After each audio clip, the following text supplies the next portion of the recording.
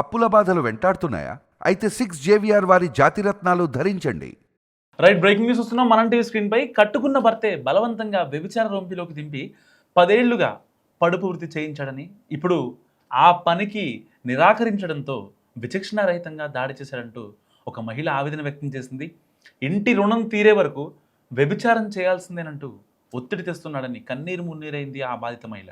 తనకు ప్రాణహాని ఉందని 112కు ఫోన్ చేసి పోలీసులు రక్షణ కోరింది. తిరుపతి ఈస్ట్ పోలీస్ స్టేషన్ పరిధిలోని చింతల చేనులో జరిగిన ఈ ఘటన స్థానికంగా కలకలం రేపింది.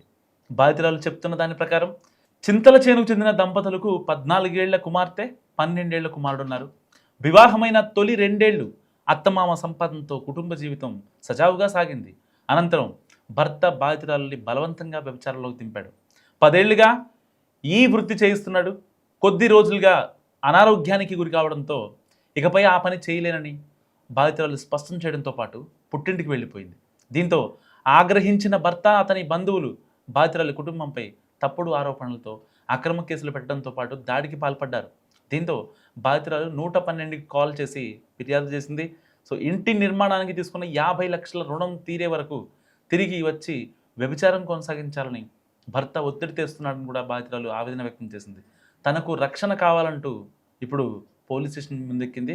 అండ్ భర్తే భార్యను వ్యభిచార కోపంలోకి దింపడంపై అసలు షాకింగ్ ఒక రకమైన ఇది ఏర్పడుతోంది. అంటే సభ్య సమాజంలో నిజంగా అన్నీ నమ్ముకొని వచ్చిన భార్య భర్త దగ్గర కూడా సేఫ్ కాదా అనే భావన చాలామందిలో కలుగుతోంది. చిత్తూరు పట్టణంలో కాపురం ఉంటున్న మమత రాజేష్ దంపతులకు పెళ్ళై 15 ఏళ్ళు అవుతోంది. సో పెళ్ళైన 5 ఏళ్ల తర్వాత గత 10 ఏళ్లుగా భార్యతో బలవంతంగా వ్యభిచారం చేస్తున్నాడు ఈ కసాయి భర్త. స్టార్టింగ్లో ఆటో నడుపుతూ, ఆ తర్వాత ఆటో అమ్మే సంపాదన లేక అయోమయంలో ఏం చేయాలో అర్థం కాక భార్య అసహాయతను ఆసరాగా చేసుకొని ఈ వృత్తిలోకి తీసుకెళ్లాడు. స్టార్టింగ్లో చిత్తూరులోని ఒక లేడీ ఇంట్లో ఉంచి ఈవిడ్ని 3,000 రూపాయలు తీసుకొని ఆ వ్యభిచారానికి వదిలేశాడు. సో ఆవిడ ఎవరైతే ఉంటుందో, సో ఆవిడిచ్చే డబ్బులతో భర్త రాజేష్ చేయాల్సిన పనులన్నీ చేసేవాడు. సరే, ఆవిడిచ్చే ఆ డబ్బులతో ఇటు ఇల్లు ఈఎంఐలు కావచ్చు, ఇల్లు గడుపుకోవడాలు కావచ్చు, ఇలాంటివి. అసలు నాకు అర్థం కాని విషయం, నిన్ను నీ ఫ్యామిలీని పోషించలేని నువ్వు నిజంగా ఎందుకు ఆ రోజునే నువ్వు చచ్చిపోయి ఉంటే, ముక్కు మూసుకొని ఉంటే సరిపోయింది కదా. ఆ అమ్మాయిని బలవంతంగా ఆ వ్యభిచార కోపంలోకి లాగడం నిజంగా ఎంతవరకు కరెక్ట్? అంటే ఒక భర్త దగ్గర భార్య సేఫ్ కాదనే కదా. దానికి మళ్ళీ ఏం చెప్తాడు, నువ్వు గనక ఇలాంటి పని చేయకపోతే నిన్ను ఎట్టి పరిస్థితుల్లో పిల్లల్ని చంపేస్తా, కూతుర్ని కొడుకుని చంపేస్తా అని ఎంత వేధిస్తే, అది తప్పని చెప్పాల్సింది పోయిన వాళ్ళ అత్తగారు కావచ్చు, లేకపోతే వాళ్ళ మామగారు కావచ్చు, తప్పని చెప్పాలి కదా. తప్పని చెప్పాల్సిన వీళ్ళే ఎంత దారుణంగా ఆ అమ్మాయిని వ్యభిచారాల కూపంలోకి నెట్టారంటే, నిజంగా తిరుపతిలో జరిగిన ఈ ఘటన 2 తెలుగు రాష్ట్రాలని కలిసివేస్తుంది. కొంతకాలంగా ఒక ఆధార్ కార్డుతో ఇల్లు అద్దెకి తీసుకొని భర్తే స్వయంగా ఇదంతా నడిపాడంట. ఒక కట్టుకున్న పెళ్ళాన్ని వ్యభిచారం చేయించాలనుకున్నాడంటే నిజంగా వీడిని ఎన్కౌంటర్ చేసిన పాపం లేదు. స్టార్టింగ్లో అంటే ఆ వ్యభిచార కూపాలు ఏదైతే నడుపుతారో తిరుపతి ఈస్ట్లో చింతల చేనుల దగ్గర, సో ఆ మహిళకి ఆ అమ్మాయిని అప్పగిచ్చేసి మంత్కి పర్ డేకి ఇంత తీసుకునేవాడంట. ఆ తర్వాత రేటు పెంచి 5,000 పెంచాడంట. ఆ అమ్మాయి మీద తీవ్రమైన ఒత్తిడి, ఎట్టి పరిస్థితుల్లో నువ్వు డబ్బులు తీసుకురాకపోతే నువ్వు ఇంటికి రాకు, అవసరం లేదని చెప్పి ఆ అమ్మాయిని పెట్టిన ఇబ్బందులు. అండ్ ఆ అమ్మాయి ఆల్రెడీ పోలీస్ స్టేషన్కి వెళ్ళి కంప్లైంట్ ఇచ్చింది, 112కి ఫోన్ చేసి మాట్లాడింది. ఎవరు కూడా పట్టించుకుని పాపాల పోలేదు. నిజంగా ఆవిడ అంటే చాలామంది కామెంట్స్ పెడుతున్నారు, నిజంగా ఆవిడకి ఇష్టం లేకుండా ఆ వ్యభిచారం చేసిందా? ఎందుకంటే ఇక్కడ ఆల్రెడీ కొడుకుని కూతుర్ని చంపేస్తానని బెదిరిస్తున్నాడు. ఇటు కాదని చెప్పాల్సిన అత్తమామలే నువ్వు ఆ పని చెయ్యి, ఏదైతే ఇంటికి సంబంధించిన 50 లక్షల రూపాయలు ఆ మొత్తం లోన్ తీరేంత వరకు ఎక్కడైనా సరే నువ్వు ఏ పనైనా చేసుకో అని అంత బజారుతనం చేయాల్సిన అవసరం ఏమొచ్చింది అసలు నువ్వు ఆ అమ్మాయిని సాకలేనోడివి, ఆ అమ్మాయిని పట్టించుకోలేనోడివి, నీ కడుపున పుట్టిన పిల్లల్ని సాకలేనప్పుడు నిజంగా ముక్కు మూసుకొని 5 నిమిషాలు గాలి పీల్చుకుంటూ ఉంటే శుభ్రం. ఇలాంటి వాళ్ళ వల్ల అంటే తాళి కట్టి లేకపోతే 7 అడుగులు వేసి నేను నీకు అగ్ని సాక్షిగా ప్రమాణం చేస్తారు. నేను నీకు అన్నిట్లలో సహాయపడతాను, తోడుగా ఉంటా, అండగా ఉంటా, నీడగా ఉంటా అని 7 అడుగులు వేస్తారు, అగ్ని సాక్షిగా వేస్తారు. నిజంగా దానికి కళంకం వచ్చినట్టు కాదా? అంటే అన్నీ వదిలేసి వచ్చిన ఒక భార్య భర్త దగ్గర కూడా సేఫ్ కాదు, వీడు తీసుకెళ్ళి నాతో ఇలాంటి పనులు చేస్తాడు, డబ్బుల కోసం వేరే వాళ్ళతో మాట్లాడిస్తాడు, ఈ వ్యభిచార కూపాలకి ఇచ్చేస్తాడు అని తెలిసిన తర్వాత నిజంగా అసలు ఆవిడ ఎంత బాధపడిందో ఒక్కసారి అర్థం చేసుకోండి. అంటే భర్త అంటే భర్త సుఖపెట్టకపోయినా పర్వాలేదు, కానీ భర్త అనుమానించేవాడు అనుకోండి, ఆ మహిళ పడే బాధ అంతా ఇంత కాదు. ఎందుకంటే తనకి అమ్మ నాన్న లేరు బేసిక్గా, ఆవిడ ఎవరికి చెప్పుకోలేకపోతుంది, ఎవరితో మాట్లాడలేని పరిస్థితి. ఇన్నాళ్ళు దాదాపుగా 10 ఏళ్ళుగా నెలకి ₹1,00,000 సంపాదించినటువంటి ఆ అమ్మాయి ఇన్నాళ్ళుగా ఇంకా ఆ అమ్మాయి దగ్గర నుంచి డబ్బులు వస్తుంటే ఎవరు పట్టించుకోని సిచ్యువేషన్ అనమాట. ఇంకా అమ్మాయి దగ్గర డబ్బులు వస్తున్నాయి కాబట్టి ఆ అమ్మాయిని ఒక బంగారు బాతుగుడ్డు పెట్టి దానిలాగా చూసుకుంటూ వీళ్ళందరూ ఆ అమ్మాయి ఒంటి ఏదైతే పడుకొని చేసిన కష్టం మీద బతుకుతున్నారు. అసలు వాళ్ళని ఏమనాలి నిజంగా? ఆ అమ్మాయి ఎంత వరస్ట్ సినారియో ఫేస్ చేస్తుందో ఎవరికైనా అర్థమవుతుందా? 112కి ఫోన్ చేసినా అసలు రెస్పాండ్ అవ్వలేదంట. నిజంగా ఏం చేస్తున్నారు 112 వాళ్ళు? ఆ అమ్మాయి చెప్తుంది మీడియా ముందుకు వచ్చి, 112కి ఫోన్ చేసినా ఇది నా ప్రాబ్లం, నా భర్త నన్ను ఇలా వేధిస్తున్నాడు, నా భర్త ఇలా నన్ను పీక్కొని తింటున్నాడు, మాంసాన్ని నా నా నా బాడీని అడ్డు పెట్టుకొని నా రక్తం తాగుతున్నాడు. దాదాపుగా ఆల్మోస్ట్ 10 ఏళ్లలో 1000 మందితో పడుకొని ఆ అమ్మాయి డబ్బులు సంపాదించిందంట. ఆ అమ్మాయి డైరెక్ట్గా చెప్తుంది, ఒక రోజుకి నలుగురు వస్తారన్న, ఆ డబ్బులు మొత్తం వీళ్ళే తీసుకుంటున్నారన్న. ఏమన్నా అంటే నేను ఈ వ్యభిచార కోపం నేను చెయ్యను, ఇలాంటి పనులు నేను చేయను, నా వల్ల కాదు అని చెప్తే వెంటనే వాళ్ళ అత్త వాళ్ళ మామ ఫోన్ చేసి నీ కూతురుని చంపేస్తాం, నీ కొడుకుని చంపేస్తాం, నీ మీద ఉల్టా కేసు పెడతాం అని చెప్పి మాట్లాడే నిజంగా ఎంతవరకు కరెక్ట్? అసలు ఆ పిల్ల పిచ్చి మొహంది కాకపోతే అసలు అలాంటి పనికి ఎందుకు ఒప్పుకుంది?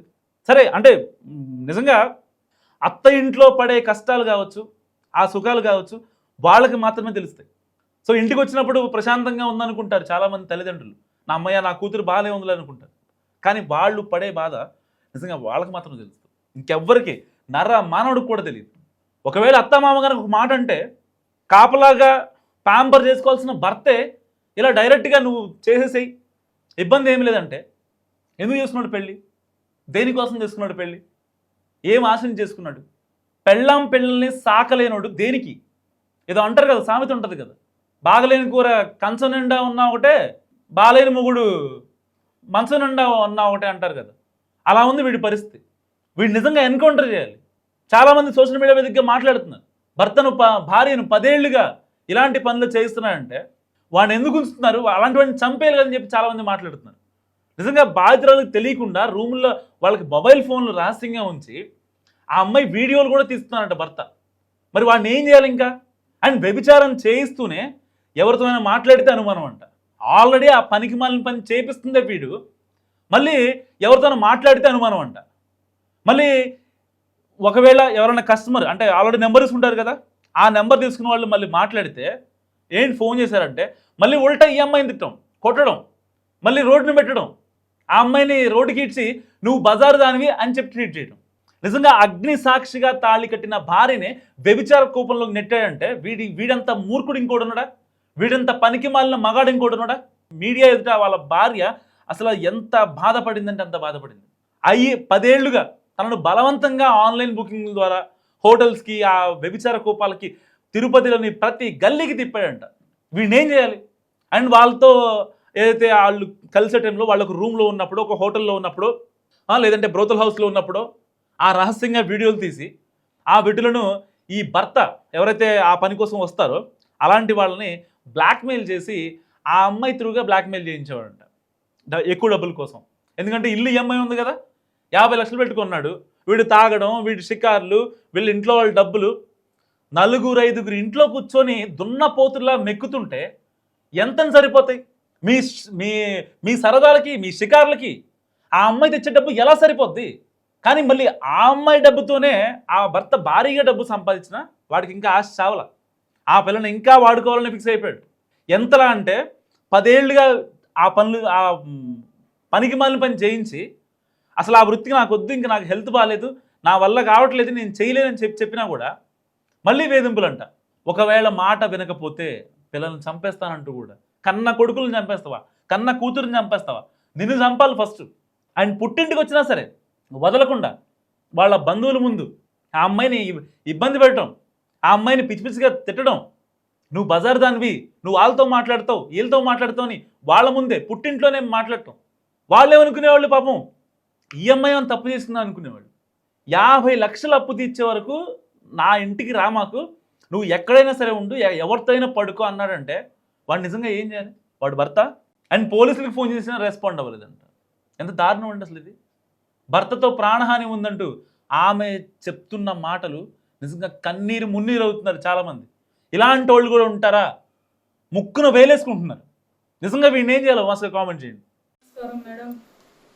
మా ఇంటైనా నాకు పెళ్లి 15 ఏళ్ళు అవుతుంది మేడం. 15 ఏళ్ళలో 12 ఏళ్ళుగా మేడం నన్ను మానసికంగా హింసించి, నాకు డబ్బులు లేదని, నాకు తల్లిదండ్రులు లేదనేసి, నా తమ్ముడు చిన్న పిల్లాడు మేడం అప్పుడు.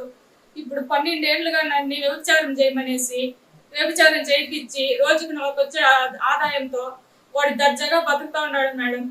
అన్ని చేసుకుంటా కార్లు తీసినాడు, బండ్లు తీసినాడు, ఇండ్లు తీసినాడు. ఏం తీసినా నా పేరు మీద ఏమీ లేదు మేడం. నేను ఏ పొద్దున పోను చెప్తే నన్ను కొట్టేది, తిట్టేది, నన్ను వీడియోలు తీసి, నేను రూమ్ లో ఉండేదంతా వీడియోలు తీసి దాన్ని పోలీసులకు ఇస్తాను, లేకుంటే మా తమ్ముడికి పంపిస్తాను, గుడ్డలు లేకుండా బట్టలు లేకుండా ఉండేది అంతా చూపిస్తాను అనేసి నన్ను మానసికంగా హింసిస్తాడు మేడం. నన్ను 5 గంటల సేపు 2 గంటల సేపు రూమ్ లో వేసుకొని కొడతాడు మేడం. లేకుంటే నన్ను గుండు కొడతానని చెప్తాడు మేడం. ఇట్లంతా మాట్లాడేసి ఇప్పుడు నా వల్ల ప్రాణానికి భయంగా ఉండాలి మేడం. నా వల్ల కాలేదు, దెబ్బలు తినేదని కాలేదు. అందువల్ల ఇప్పుడు నేను వచ్చి కంప్లైంట్ ఇచ్చి మా తమ్ముడు వాళ్ళ ఇంట్లో ఉంటే మా తమ్ముడిని కొట్టేదానికి వస్తాడు. మా తమ్ముడిని ఎట్లైనా అట్లా అడుగుతారు, మా బంధువులను ఎట్లైనా అట్లా అడుగుతారు, మా పెద్దనాన్ని ఎట్లైనా అట్లా అడుగుతాడు. నన్ను చంపేస్తాను అంటున్నాడు. ఉంటే నాతో ఉండాలా, లేకుంటే నేను చంపేస్తాను, భూమి మీద నేను పెట్టను అట్లనేసి ఎట్లంటే అట్లా మాట్లాడతాడు మేడం. పిల్లగాల్ని కొట్టి మీ అమ్మ పైన ఇట్లా చెప్పండి, అట్లా చెప్పండి అనేసి, మీ అమ్మ ఇట్లా వ్యభిచారి, దాని పాటుగా దాని ఇష్టంగా చేస్తూ ఉండదు అనేసి నేను చెప్తా ఉన్నాడు మేడం. నా ఫోన్ పే, ఆయన ఫోన్ పే, మా భర్త ఫోన్ పేని చెక్ చేయండి మేడం. రోజు 5,000 నా అకౌంట్ నుంచి ఆయనకి అకౌంట్కి ట్రాన్స్ఫర్ అవుతుంది. అందరితో మాట్లాడమంటాడు, మళ్ళీ డీప్గా ఉంటానంటాడు, నన్ను కొడతాడు, తిడతాడు. ఇవే మేడం జరుగుతూ ఉండేది. ఎవరికి నేను చెప్పుకోలేడు ఇన్ని రోజులకి. ఇప్పుడు నా బాధ నేను చెప్పుకుంటా ఉన్నాను. దీనిపై నాకు న్యాయం చేసేలా చూడండి మేడం.